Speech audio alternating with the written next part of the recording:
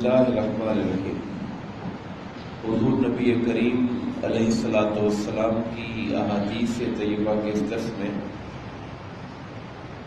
مسلمانوں کے جو باہم معاشرتی معاملات ہیں ان کے اندر جو چیزیں دین اسلام میں ممنوع ہیں، جنہیں اللہ اور اس کے رسول نے منع فرمایا، ان کا ہم ذکر کر رہے ہیں۔ کل کی حدیث میں ہم نے باہم بغض رکھنے اور قطع تعلقی کی ممانعت کے حوالے سے اور حسد کی ممانعت کے حوالے سے احادیث پاک کا ذکر کیا تھا، اور آج کے درس حدیث میں ٹوہ لگانے، دوسروں کی ناپسندیدگی کے باوجود ان کی باتیں سننے کی جو ممانعت ہے، اس حوالے سے احادیث پاک کا ذکر ہے۔ سورہ حجرات کی آیت نمبر 12 میں اللہ پاک نے ارشاد فرمایا، وَلَا تَجَسَّسُوا، اور تم سراغ نہ لگایا کرو، لوگوں کی جاسوسیاں نہ کرو، ٹوہ نہ لگاؤ۔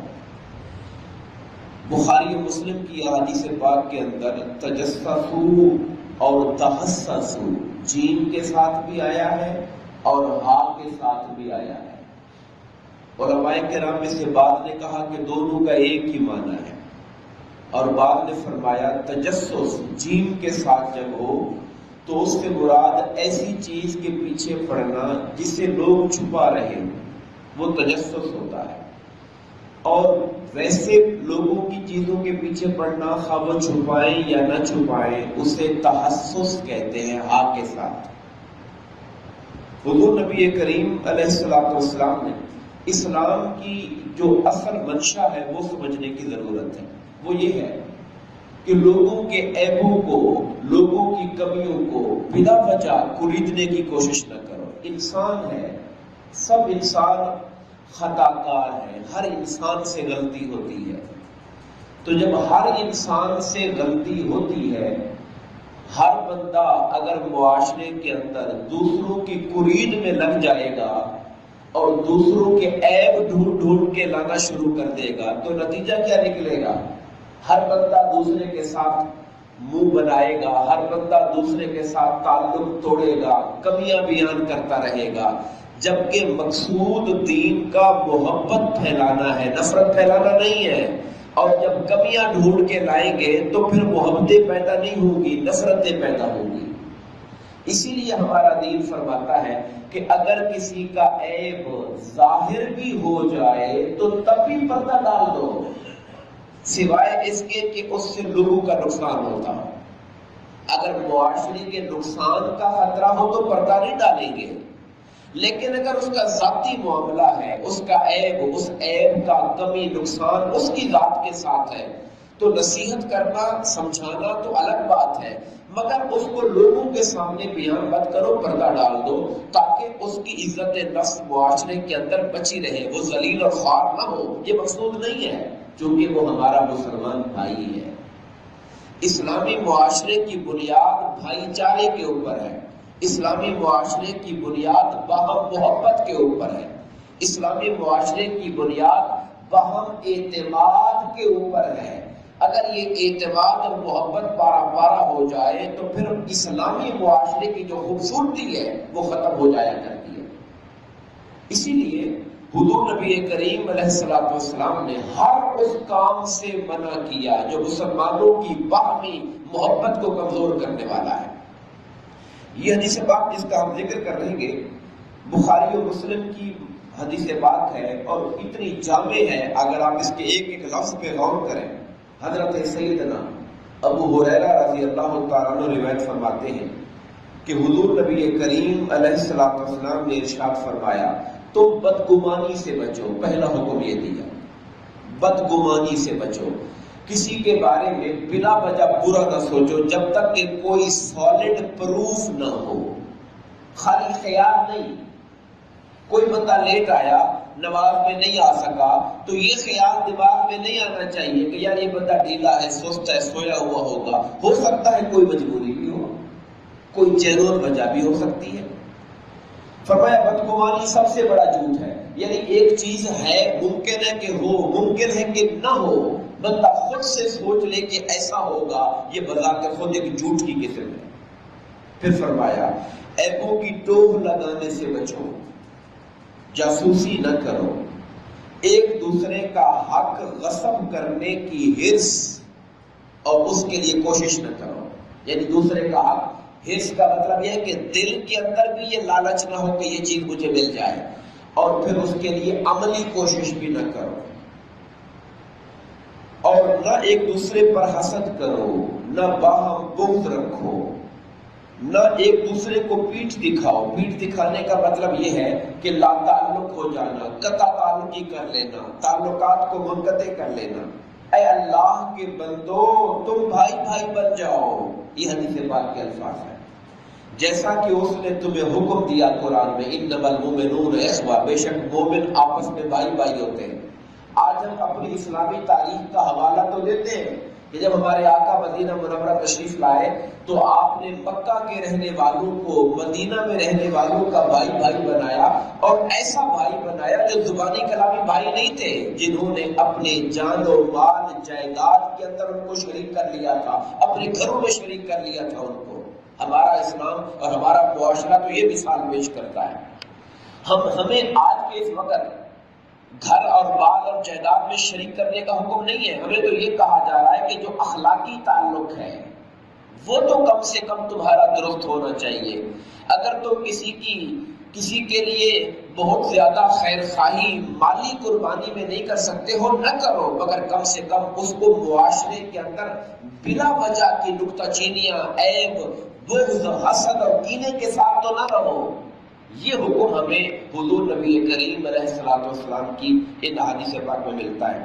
پھر فرمایا مسلمان کا بھائی ہے، نہ اس پہ ظلم کرتا ہے اور نہ اسے بے یار و مددگار چھوڑتا ہے۔ یعنی کوئی اور ظلم کرے تو لا تعلق نہیں رہتا، اپنے بھائی کو ظلم سے بچانے کی کوشش کرتا ہے، نہ خود ظلم کرتا ہے، نہ اس پر جب کوئی زیادتی ہو تو اسے بے سہارا چھوڑ دیتا ہے، اپنی حیثیت اور طاقت کے مطابق اس کی سپورٹ کرتا ہے، نہ اس کو حقیر سمجھتا ہے۔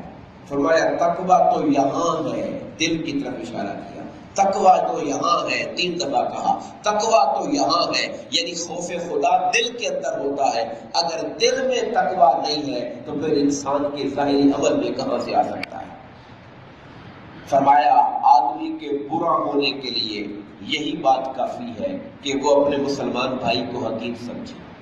اور ایک جگہ میں نے یہ ذکر کیا تھا، کسی آدمی کے جھوٹا ہونے کے لیے اتنا کافی ہے کہ سنی سنائی بات آگے بیان کر دے۔ یہ حدیث پاک ہم نے پیچھے ذکر کی تھی، یہاں سے ملتا جلتا لفظ ہے۔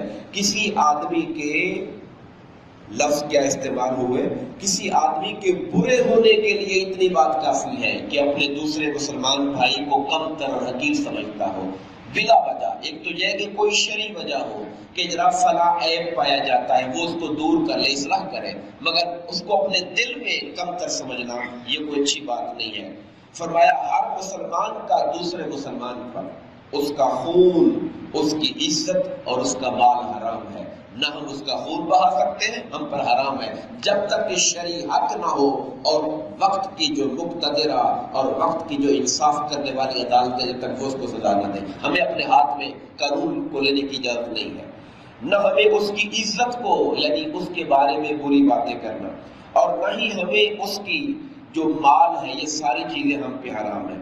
اور یہ حدیث پاک ہم 12 بیان کر چکے، یہ جو خون، مال اور عزت، اس کو تو آقا نے خانہ کعبہ سے کہا تھا کہ اے کعبہ تو بڑا عظیم ہے، مگر میرے ایک مرد مومن کی جان، مال اور عزت و آبرو کعبہ تیری عزت سے بھی بڑھ کر ہے۔ یہاں تک سرکار نے خانہ کعبہ سے فرمایا تھا۔ اور پھر فرمایا بے شک اللہ تعالیٰ تمہارے جسموں کو نہیں دیکھتا، نہ تمہاری صورتوں کو دیکھتا ہے، وہ تو تمہارے دلوں اور تمہارے عملوں کو دیکھتا ہے۔ ظاہری طور پہ انسان جیسا بنا پھرتا ہے، اللہ تعالیٰ کسی کے ظاہر کو نہیں دیکھتا، جسم کو اور اس کی شکلوں کو نہیں دیکھتا۔ فرمایا وہ تمہارے دلوں اور تمہارے اعمال کو دیکھتا ہے۔ اور بخاری شریف کی حدیث میں اس لفظ کا اضافہ ہے کہ فرمایا دھوکہ دینے کے لیے بولی بڑھا کر مت لگاؤ۔ آپ مارکیٹ میں بعض لوگوں نے منڈیوں میں اپنے ہی بندے کھڑے کیے ہوتے ہیں، جو صرف ریٹ کو بڑھانے کے لیے خود سے ایک آفر کرتے ہیں، حالانکہ وہ لینے والے نہیں ہوتے، صرف ریٹ بڑھانے کے لیے کر رہے ہوتے ہیں، میں دھوکہ دینے کے لیے اس طرح کی بولی مت بڑھاؤ۔ اور ایک یہ بھی کہا کہ بعض تم میں سے بعض اپنے بعض کے سودے پر بولی نہ دے۔ ایک بندے نے اگر کہہ دیا اور اس کے حق میں سودا ہو گیا تو دوسرا بلا وجہ نہ کہیں کہ یہ مجھے اس سے کتنے میں دے دو۔ یعنی اگر 100 میں کسی نے ڈن کر دیا تو اگلا 110 کی آفر نہ کرے جب ڈن ہو جائے، اس لیے کہ یہ اس کو نقصان پہنچانے والی بات ہے، اور اپنے مسلمان بھائی کو نقصان نہیں پہنچانا چاہیے۔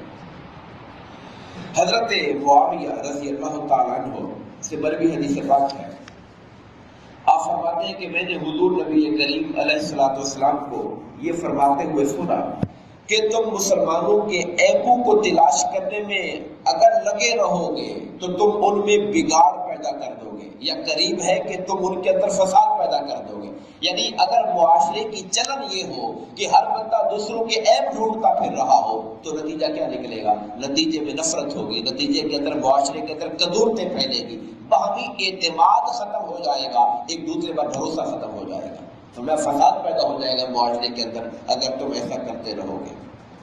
اور آخری حدیث پاک حضرت عبداللہ بن مسعود رضی اللہ تعالیٰ عنہ فرماتے ہیں کہ ان کے پاس ایک آدمی لایا گیا، عبداللہ بن مسعود رضی اللہ تعالیٰ عنہ صحابی رسول ہے اور فقیہ صحابی ہے۔ آدمی لایا گیا اور اس کے بارے میں کہا گیا یہ فلاں آدمی ہے جس کی داڑھی سے شراب کے قطرے ٹپک رہے ہیں۔ لوگوں کو خیال یہ تھا اب کسی کے منہ سے، یعنی داڑھی تو ظاہر منہ کے نیچے ہے، شراب کے قطرے ٹپک رہے ہیں۔ آپ نے فرمایا ہمیں ٹوہ لگا کر عیب تلاش کرنے کو منع کیا گیا ہے، یعنی اس پر بھی ٹوہ نہ لگائیں، ہو سکتا ہے کہ کسی اور نے پھینک دیے ہو، یہ ہو سکتا ہے کہ کوئی چیز رکھی ہو اس کو اٹھاتے ہوئے اس پر گر گئی ہو، تو اس پر بھی تہمت نہ لگاؤ کہ یہ پی کر آیا ہوگا۔ یہ صحابی رسول کا عمل ہے رضی اللہ تعالیٰ عنہ کہ اتنا ظاہر معاملہ نظر آ رہا ہے تو تب بھی فرمایا یہ ہمیں ٹوہ لگانے سے منع کیا گیا ہے۔ ہم یہ بلا وجہ اس کے اوپر فتویٰ نہیں لگائیں کہ یہ شرابی ہے، ممکن ہے کسی اور نے پھینک دی ہو اس کے اوپر۔ یہ امکان موجود ہے، جب یہ امکان موجود ہے تو پھر کھلے عام ڈائریکٹ اس کے اوپر فتویٰ لگا کر اس کے اوپر عیب کا تانا دینے کی ضرورت نہیں ہے، چونکہ اس کی اور وجہ بھی کوئی ہو سکتی ہے۔ دعا فرمائیے اللہ تبارک و تعالی ہم سب کو تعلیمات دین کو سمجھنے اور اس پر صحیح معنوں میں عمل کرنے کی توفیق عطا فرمائے، آمین۔ وما علینا الا البلاغ۔